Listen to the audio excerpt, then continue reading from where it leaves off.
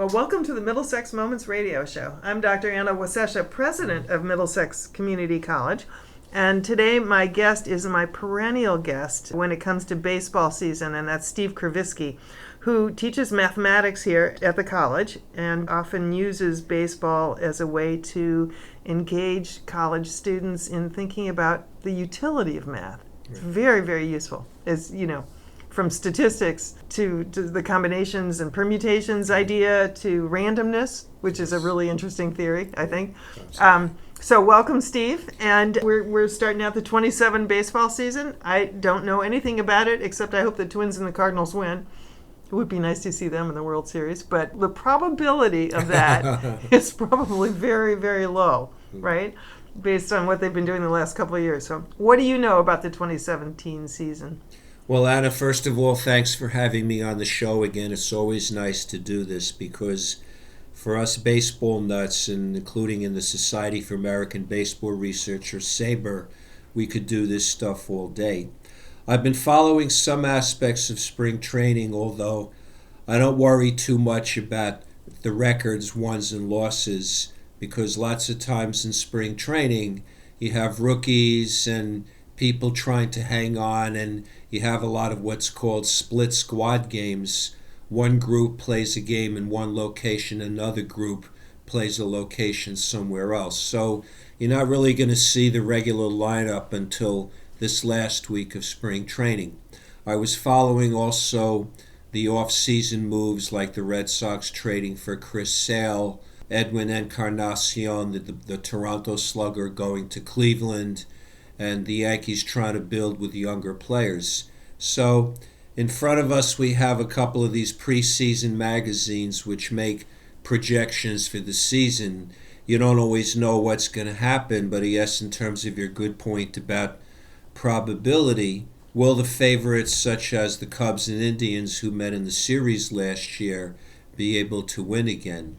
One thing for your listeners would be a good trivia question. Maybe I'll give you an answer at the end of the show. Since the Cubs won the series last year after that 108-year drought, in the National League, the last team to win back-to-back World Series was over 40 years ago, so I hope someone in our audience tell us who that team was. So I think first of all, in terms of the local area teams, Red Sox, Mets, and Yankees, a lot of people are going to probably pick the Red Sox because although David Ortiz retired, which is a big loss both in terms of his production and in the clubhouse, they did get Chris Sale from the White Sox, who is considered an ace, although I think he'll face a lot more pressure in Boston than he did in Chicago. The Yankees didn't make major moves. They did get Aroldis Chapman, the closer, back from the Cubs. They traded him at the trading deadline and got a couple of good prospects back. I think the Yankees' issue is going to be how good their starting pitching is. Tanaka's had a very good spring. He's the ace of the staff. He'll pitch the opener this coming Sunday, April 2nd against Tampa. After that, will be people like Severino, Pineda, Sabathia. A lot of question marks about the rotation. The bullpen should be good. I like the young kids coming along, but I think the Yankees, I project them to win 85 to 90 games, be on the fringes of playoff contention, but I think they're still a year or two away.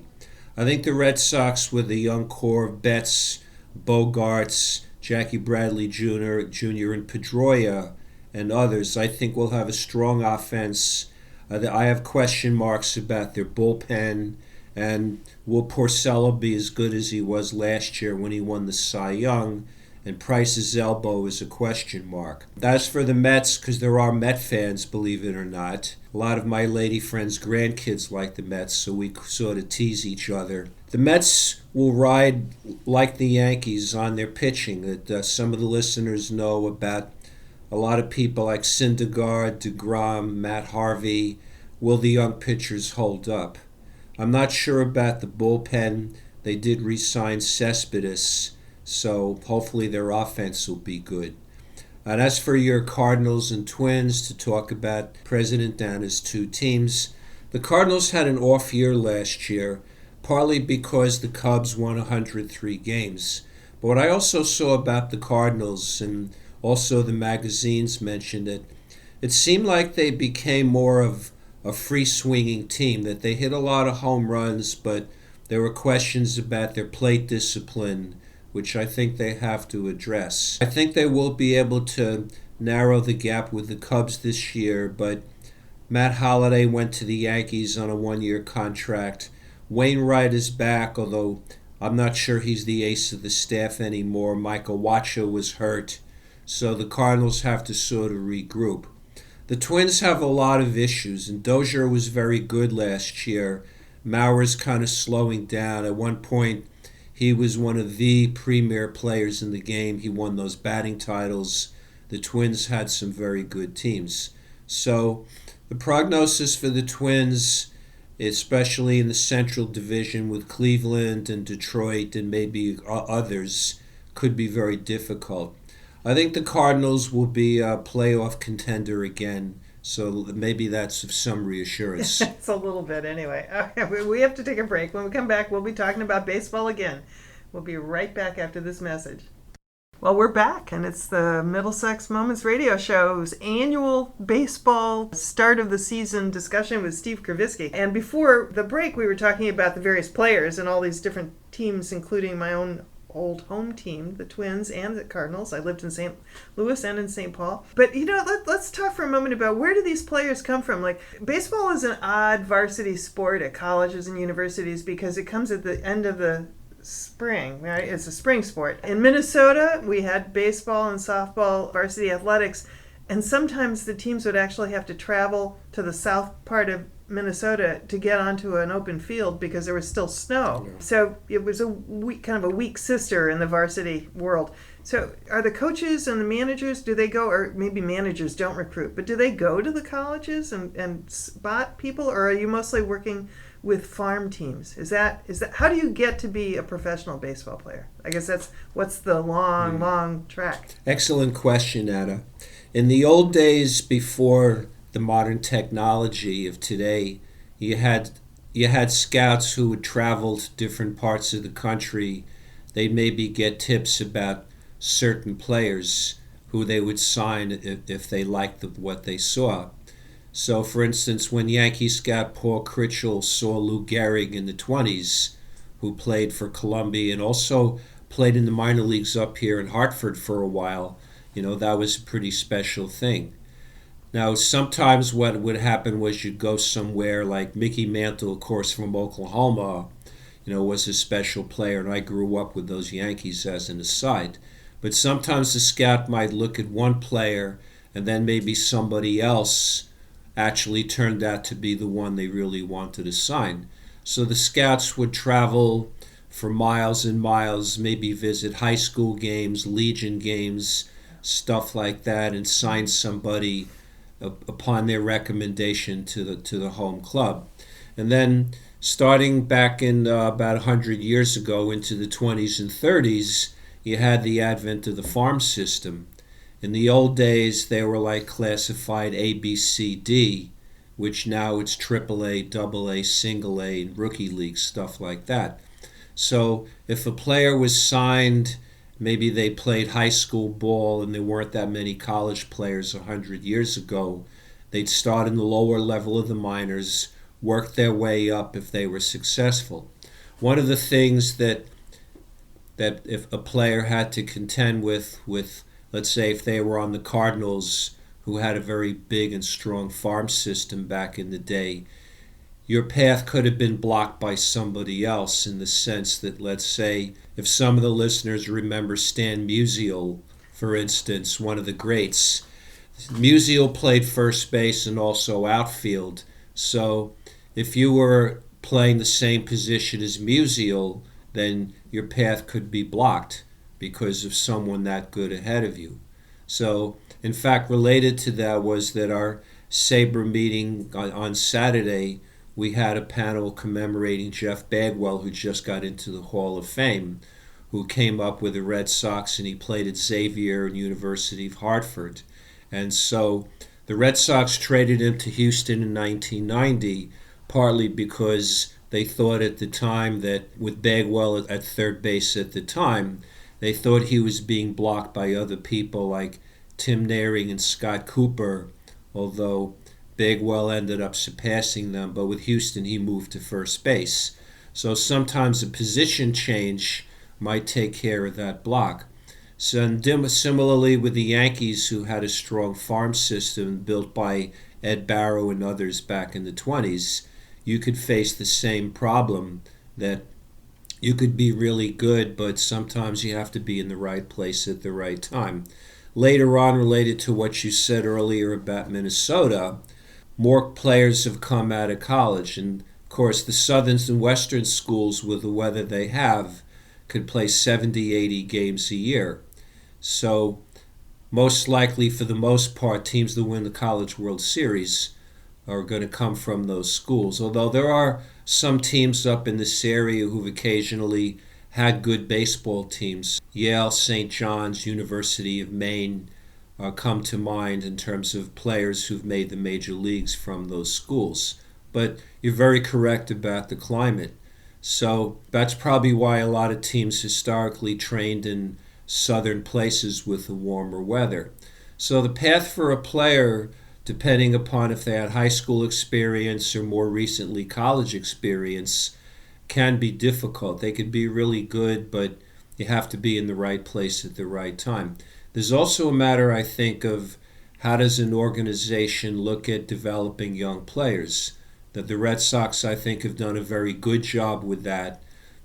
The Yankees are starting to pay more attention with younger players like Gary Sanchez and others whom I think will make their mark. But if a team tries to build just with veterans that blocks younger players, that's an obstacle that a younger player faces. And if the prospects get sent down to the minors, they have to hopefully have the attitude that if they work at what they need to, that they will be back at some point. So let me ask you a really basic question. On a regular baseball team, let's take the Yankees because that's your team. Mm-hmm. Do you not have 2 or 3 or 4 people who can play first base, left field? So there's a stack of alternates, right? If somebody gets injured or... Yes, that's a good point.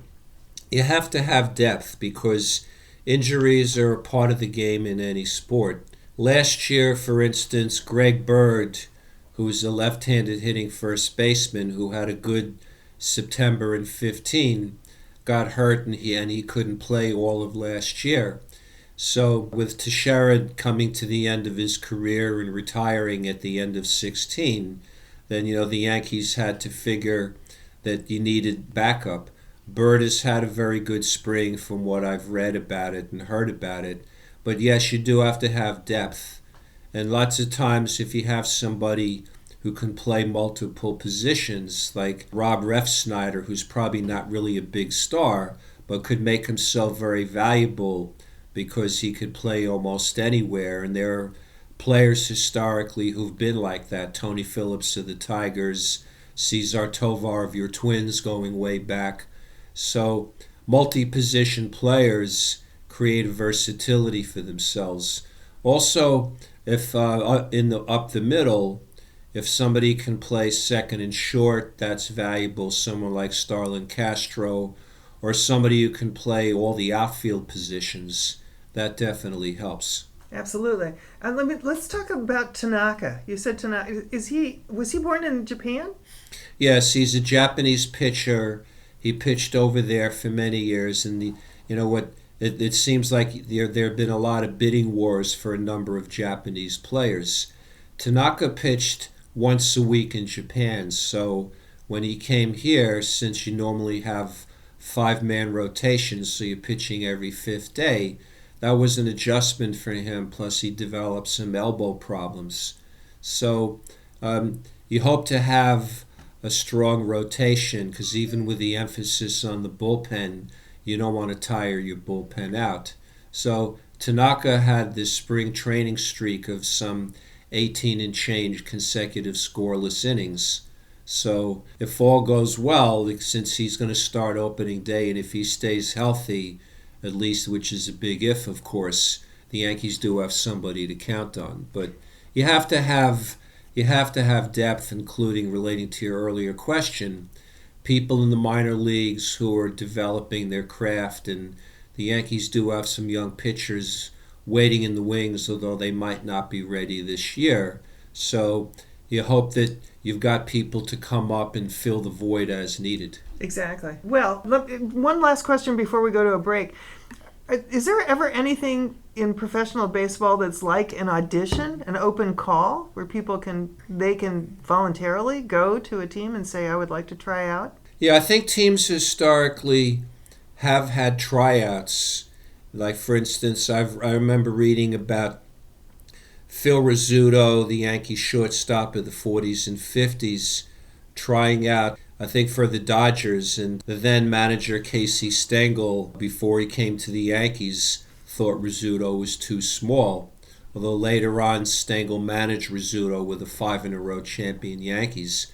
The Red Sox probably could have had Willie Mays, but the Red Sox were the last team to integrate. You know, a lot of the Yankees and Red Sox were not all that enlightened about stuff like that. So imagine if the Red Sox had signed Mays. Because also related to your point about tryouts, a lot of the great African American players start in the Negro Leagues. You know, be it Kansas City Monarchs, Newark Eagles, Pittsburgh Crawfords, and would have been superstars in the majors if they'd had their chance. Right. Well, things have changed for the better in that regard. That's definitely the case. Well, we got to take a break, and we'll be back in just a little bit, and we'll be talking about baseball some more. Well, welcome back to Middlesex Moments Radio Show, our annual baseball start of the season show with Steve Krevisky. So right now we're going to turn our attention to projections for the whole summer season. And if you're willing to do it, Steve, your thoughts about who might end up in the World Series. Okay, so it's all to you. You tell me what you know about what you can predict. Okay. Well, it's going to be hard for me to do this, but I have to favor for right now the Red Sox in the American League East. I think they did improve themselves, although I do have some question marks about them. I don't think the Yankees are strong enough unless a lot of things go right to overtake them. I think although Toronto lost Encarnacion, one of their top sluggers, to Cleveland, I think Toronto does have some good young pitching. They did re-sign Batista, who also has a lot of power. So I think the Red Sox will finish first in the East. I hope I'm wrong about that. Some of the Red Sox listeners might take issue with me about that, but that's okay. I think in the Central, I'd have to favor Cleveland. And in fact, Cleveland would be my pick to go back to the World Series. Part of it is because I like Francona, their manager, and in the playoffs and World Series, listeners probably saw how he used Andrew Miller, whom the Yankees traded at the trading deadline. Miller was a closer for the Yankees, but he even would bring in Miller in the fifth inning in a critical spot. And two of Cleveland's starters, Salazar and Carrasco, were hurt in the World Series, and I think with a healthy pitching staff, and Kluber's got one of the nastiest curveballs that I've ever seen. I might draft him tonight in my league if all goes well, if he's still there. I would favor Cleveland to go to the World Series. I think also in the West, you do have Texas. Texas could be pretty solid. I don't think there's really an overwhelming favorite, but I'd lean toward Cleveland at this point. Over in the National League, you have to look at the Mets if their pitching is healthy. The Nationals, I think, are going to be pretty strong. You know, if Bryce Harper bounces back from an off year after winning the MVP in 2015, and Steven Strasburg and Max Scherzer also form a pretty strong top of the rotation. Other teams are rebuilding in that division. In the Central, you'd have to favor the Cubs, but as we'll close with later on, it's very tough to repeat. With Chapman going back to the Yankees, how strong will the Cubs bullpen be? And I found myself questioning in the World Series how Madden used his pitchers. Arrieta, who's one of the Cubs starters, is in the walk year of his contract, so will that be a distraction? Along with the Cubs having finally climbed the mountain, can they stay up there? I think you'd have to favor them to win the Central, but Cardinals and Pirates might bounce back. In the West, I think the Dodgers and Giants will both be tough. The Giants strengthen their bullpen, adding Mark Melanson, who had been a Yankee and also a Pirate. And now the Giants don't have a powerful offense, but listeners might remember how good Bumgarner was in the World Series. So I think the Giants and Dodgers are teams to be reckoned with. So I'm going to go out on a limb and think I don't think the Cubs are going to repeat. The Cubs will be in the playoffs, I think, but I think between the Giants, Dodgers, Nationals, and maybe a surprise team, I think it's going to be very tough for the Cubs to repeat. So if it's not the Cubs, who do you think it might be? I think between the Dodgers, Giants, and Nationals. So you're not going to land on any one team? All right, I'm going to go on, I guess, would it be a go out on a limb? Let's say this is not an even year. The Giants won the World Series in 3 even years, 2010, 12, and 14. I'm going to pick the Nationals. I think they've got something to prove. And also Bryce Harper can be a free agent in 2018. So he's going to want to show that last year's offseason was a fluke. So I think the Cubs are going to have their hands full in trying to repeat. Yeah, it's it's unfortunate in a way, isn't it? Because it's only. I mean, I think that when people think about the Cubs, it's you didn't win the World Series for 100 years or whatever, so there's no chance that you can again win. But it's really random, right? You're the Sabre person. Is it really random when people win World Series, or in the sense that not in the sense of the numbers of players and all that, but the randomness in terms of the frequency and the proximity of the years in which they win? So are there instances where a team wins you just said the Giants, right? They've won 3 times in 6 years. That's a very dense array of winnings versus this 100-year drought. So that's random, isn't it? I mean, well, some of that's got to do with how a team organizes and how do they build a team. At our Sabre meeting on Saturday, one of our members reported on something called the Sabre Analytics Conference that was out in Phoenix, where there was a lot of discussion about how does an organization build. And while some of it involves money, big teams like the Yankees and Dodgers and others have found out that spending money doesn't mean you're going to win. I think the Yankees got away from the building from within, like with Jeter, Posada, Rivera, and all the others, and intelligent trades that made them good in the late 90s. They got away from that. So I think teams are finding that if you build from within, if you have some intelligent organizational philosophies, you think about what Theo did in Boston, although toward the end there were some strange things that happened, but Theo was able to build something, Theo Epstein, that is, to our listeners, the Red Sox former GM and now with the Cubs, that I think there's a matter of our teams willing to be patient and build from within and develop good young players. Sometimes you have stretches where you've got a core of people who come up around the same time, like you think about the Twins of the late 80s and Kirby Puckett, Gary Gaetti, all of those people who made the Twins as good as they were. Or you think about the early 60s Cubs who already had Ernie Banks, that Billy Williams, Ron Santo, and a couple of others came up around the same time.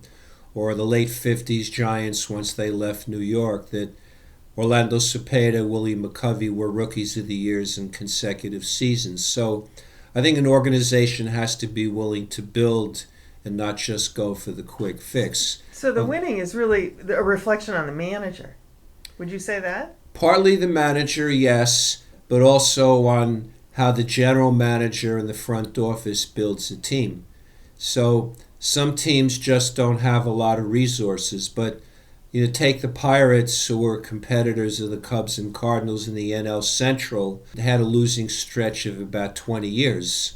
And so they finally rebuilt with young players like Andrew McCutchen, whom hopefully will bounce back this year, and others to finally get into the playoffs. So if teams have long droughts, I think you have to look at the kind of organization they have. And also, I'll mention to the listeners, the Cubs were in the World Series in 1929, 32, 35, 38, another pattern, and later on in 45. Now, while they lost all those World Series, they did get there. Yes, exactly. So you have to get there in order to win. So just to review, we're talking about the Washington Nationals and the Cleveland team in the World Series. And just as we close out this program, you need to say to the listeners now, give them the answer, what's the team that had a 40-year drought? Yeah, the last National League team to win back-to-back World Series was the 75-76 Red Machine, meaning the Cincinnati Reds. Probably the best offensive team I've ever seen. So, good trivia question for the listeners. Can you name the starting lineup of those Reds? So maybe next time when I hopefully come back, Yes. somebody will have an answer for me about that. Well, we'll definitely have you back at the end of the season so we can say, I'm going to write it down, whether or not you predicted correctly. Okay. So, Steve Krevisky, thanks again for joining me for the annual baseball start of the season program. And we'll see you again in the fall when we're doing the Monday morning quarterbacking. I guess that's mixing metaphors. That's right. But we'll do it anyway. Thanks for joining us. This is Anna Wasesha from Middlesex Community College, wishing you all a very good day.